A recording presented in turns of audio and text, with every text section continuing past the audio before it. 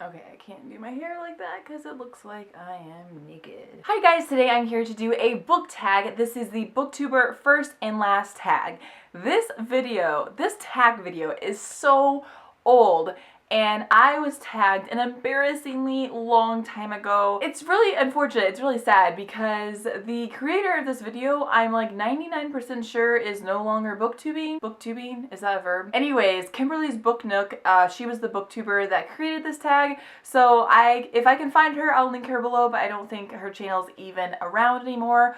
Also, just as sad, the person that tagged me is not booktubing any longer, and that was all these books. There are 10 questions in this tag. It's really straightforward, really simple. You've probably seen a lot of booktubers do this. You know how it works, so let's just get started. Question number 1, what was the first video that you uploaded and the last? So the first video that I uploaded, short answer, is my intro to the booktube community, and bookshelf tour video, and it's very old. I uploaded it in January of 2013. If you go on my channel here, if you go to videos and go to my oldest one, you'll see it, you can watch it. It's real awkward, real awkward. But the long answer to that is this channel's actually been around since 2007. Back when I used to watch videos, like Smosh was the first channel I subscribed to, and I'd watch them all the time. I just had this channel for favoriting videos and doing playlists and stuff, but I think it was December of 2012, I created a video on my MacBook. It was so terrible. I basically I just stared at myself the whole time. It was terrible, and I was talking hey guys, I'm gonna be making some book reviews, so subscribe to my channel. It was the worst, and it's not on my channel anymore. You can't watch it. It's not unlisted. It's deleted. It's gone. And it's not something that I, just saw recently and I deleted. It's been gone for a really long time. It's been gone probably, I think it was a month into my channel, it was already gone. Some of you that actually have watched me from the beginning that went to my channel may have seen that. So I don't remember what it was called. Honestly, something about book reviews coming soon or something, but if you guys have been here since 2013 and you remember seeing that video, let me know, because it's real embarrassing. The last video that I uploaded was just yesterday, and it was just about the giveaway that I'm hosting on my blog. So if you guys want to check that out, I can link it below, but it's for new moms and stuff, and it's just a fun little spring giveaway, and a lot of you seem really excited about it. So it was just a super short video. It was a one take. I didn't even edit it. It was just kind of informational to let you guys know, so you guys can get some free stuff. Question number 2 is who was the first booktuber I ever watched and then the last booktuber I ever watched. And I feel like this is a common question in book tags, because I feel like I've talked about this a lot, at how I found booktube and all that stuff, what got me started. So that was Christine from Pulling Bananas Books, and a lot of people, I feel like she was one of the first ones. I feel like it was either her or the readables, but I was actually through Alex Day. It was when he read Twilight, and then at the end of the video it showed Christine with Twilight, so I started watching it, and then I freaked out because I was oh my gosh, she talks about books, and then through her, I found the rest of the booktubers at the time that were making videos. So it was really awesome. The last booktuber I watched was Jesse from Jesse the Reader. He uploaded his Clockwork Angel book review, and it was his discussion. It was really good. I'm so excited that he's reading the trilogy. I love that trilogy so much, so whenever someone starts reading it, I just get so excited. But if you guys also haven't heard of either of these two booktubers, I'd be shocked that you knew about me but not them. But just in case, I'll link them below so you can check them out, because they're really awesome people. Question number 3. What is the first book you remember buying and the last book I bought? This is really hard for me. Some people have insane memories and they think this is super easy, and of course they remember it was yesterday buying their first book. I don't have that good of a memory. I do have a memory though of me buying a Magic Treehouse book with cash and buying it. My mom was there and I bought one. So it says, what is the first book you remember buying? So I guess that qualifies, even though it probably wasn't the first book I ever bought. The last book that I bought, it doesn't really clarify if it's a physical book or whatever, but the last book I bought was on my Kindle, and it was Broken Hearts, Fences, and Other Things to Mend. It's kind of a long title, by Katie Finn or Morgan Matson. So I read that, bought it on my Kindle for like a buck or two. I had to buy it.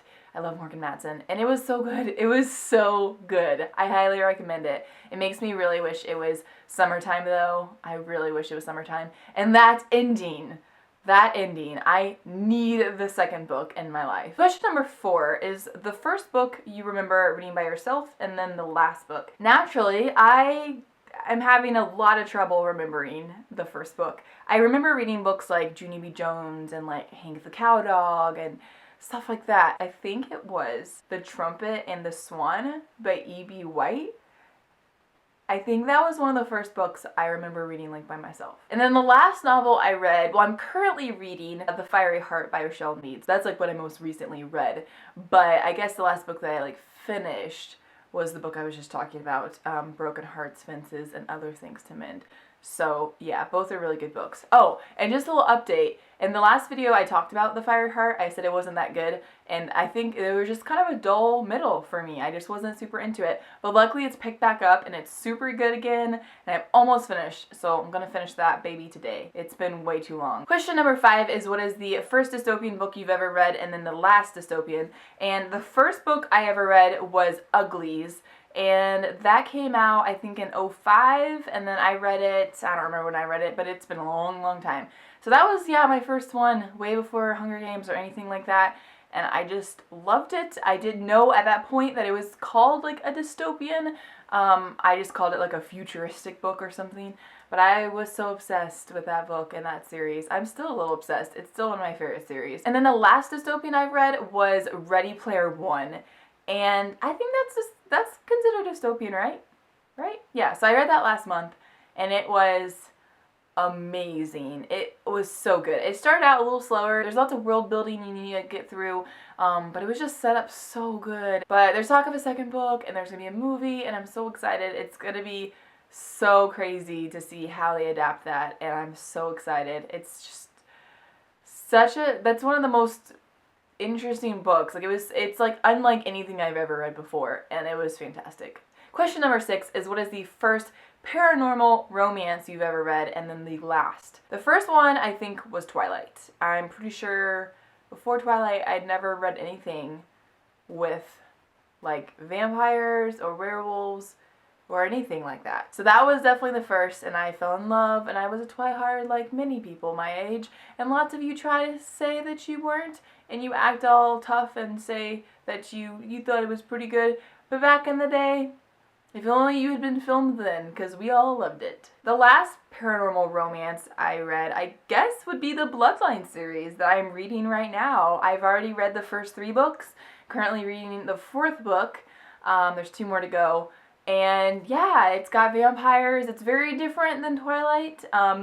There's like couple different types of vampires, and it's not just like humans and vampires. It's way more complicated. It's awesome. There's like royalty, and there's alchemists, and there's no werewolves or anything like that.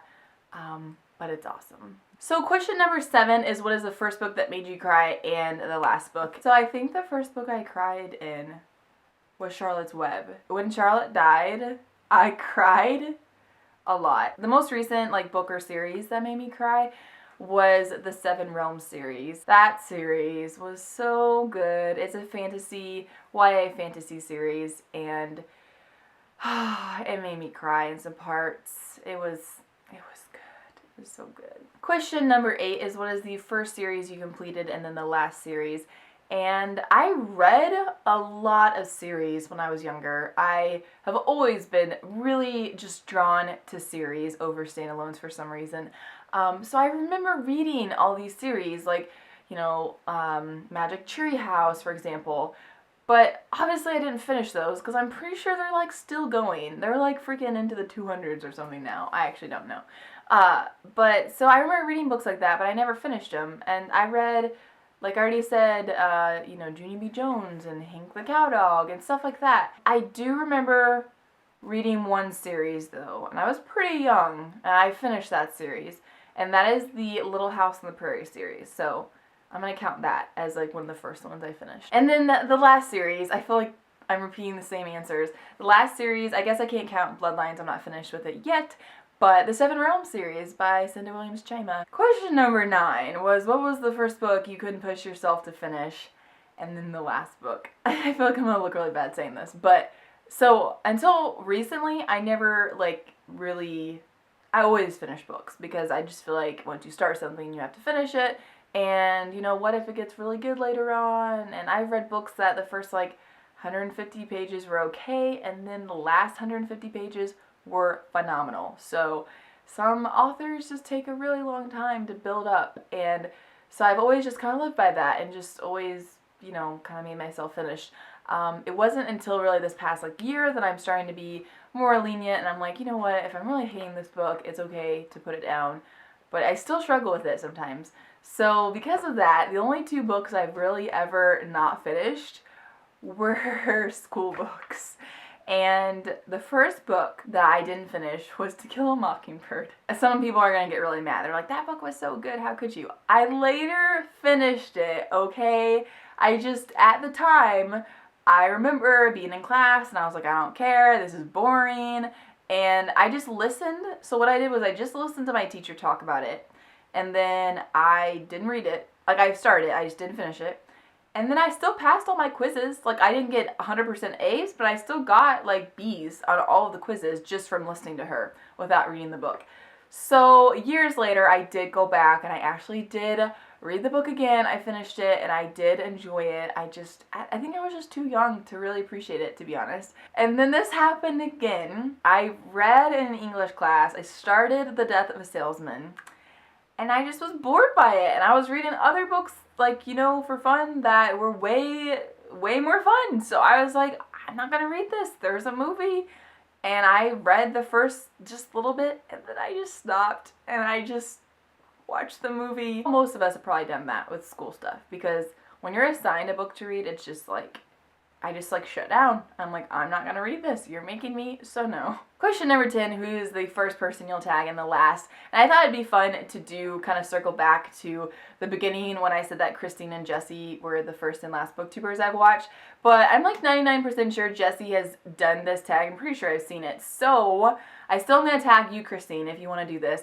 But in place of Jesse, I will tag Jamie and Jeff from Ermagerd Burks. So you guys do it. I know you're both super busy with your new jobs and moving and everything, but you should do it because I love your tags together. Well, that was it. That was the tag. Let me know some of your answers below. Let me know if you also have this problem where you know that you used to read books as a kid and whatever, but you can't remember. And a lot of the books that I read, I never owned. So I feel like that would help me if I had always seen it on my bookshelf or something. But it was just like something where I borrowed from the library and gave back and never saw again. So I feel like I'm alone. So let me know if you also have that issue when it comes to like remembering old books you read and stuff. If you have suggestions of tags, I think I'm just gonna, like what I did with this one, I'm just going way back to like 2013, and I'm like in my notebook, I'm writing down tag ideas and tag videos that I just think tags are so much fun to do,